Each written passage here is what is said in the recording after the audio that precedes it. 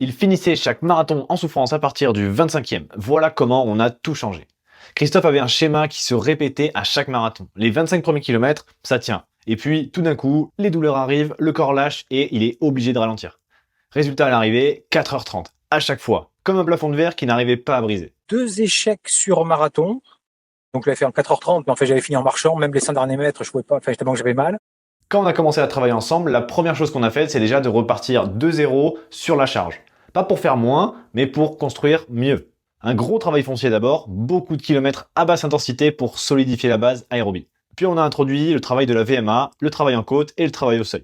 Et surtout un renforcement musculaire spécifique pour tenir l'allure quand les jambes fatiguent. Parce que les douleurs au 25e, c'était pas un problème de mental, c'était un problème de durabilité.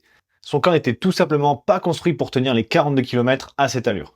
Donc on a travaillé sa capacité à tenir un effort longtemps sans s'effondrer.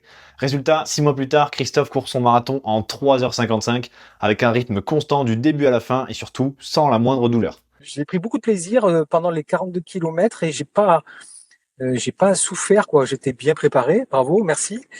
Et j'ai fait ça, ouais, bien, quoi. Bien, mais bien du début à la fin. 35 minutes gagnées, pas en forçant plus, en s'entraînant mieux. Si toi aussi t'es dans cette situation et que t'en as marre, commente Go et je pourrais t'accompagner comme Christophe.